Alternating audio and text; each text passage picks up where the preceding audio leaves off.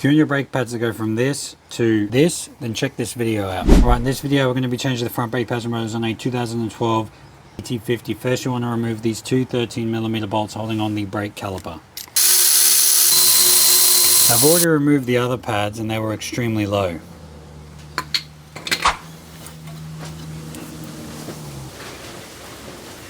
These ones are not as low, but as you can see, this was on the outside originally, and this is.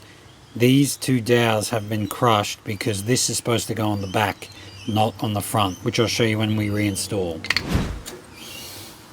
There'll be these little tabs up here that you need to push in before you can pull back out the actual brake pad.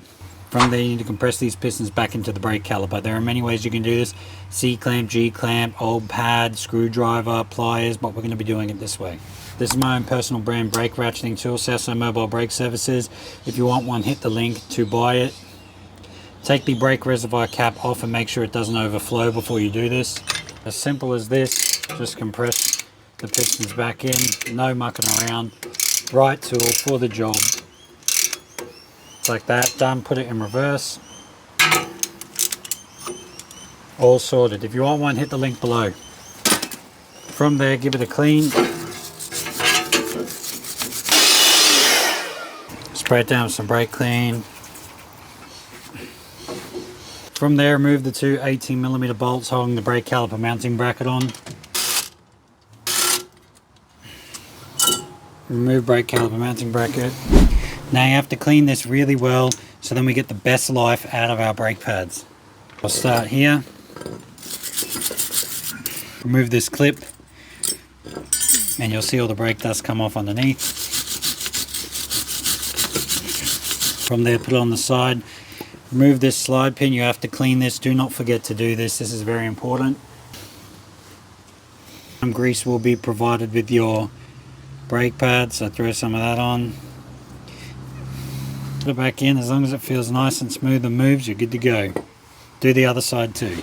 Now you'll see there's a little screw here. You can put a screw in here to push the rotor off if it's stuck. This one has been on here for a very long time, so I'm going to hit it with some inox just around the edge. This will loosen it off. You can use WD-40, whatever you want. Take a rubber mallet.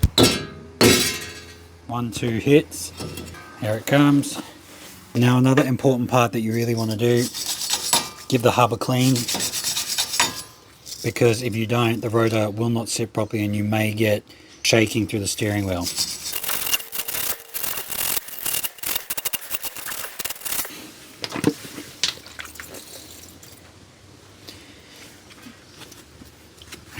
I place a small amount of anti-seize on the face of the hub, so next time you want to take the rotor off, it's not just stuck on. Don't put just a ton of it on, just a thin enough layer where you can take it off and on in the future and it doesn't throw all of this anti-seize everywhere. Take this new rotor out. This is painted in a geomat finish so it does not rust in storage. Spray it down with some brake cleaner and then also wipe it down with a clean rag before you install it. One of the lug nuts here, this just helps with reinstallation. And take your brake caliper mounting bracket and bolts and reinstall. Now it's time to reinstall the brake pads. This goes on the inside, face this down. This goes on the outside. As you can see, the two little ridges or whatever you want to call it here. That's why it goes on the inside so it doesn't foul on the ear of the brake caliper. Take a tiny bit of the brake grease, throw it on.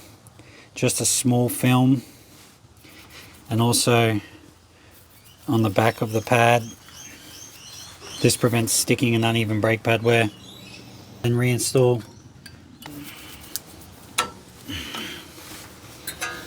Reinstall the brake caliper. When you're done that, spray the brake rotor down to remove any excess debris.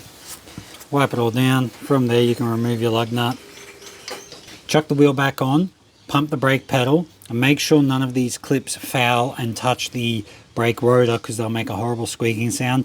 From there, when you take it for a spin with this geomat finish rotor, it's going to sound horrible because it needs to burn this paint off. But when you hit the brakes and slow down and bed the pads in, after about the second or third stop, it'll start to go away, and then it should be very quiet and back to normal.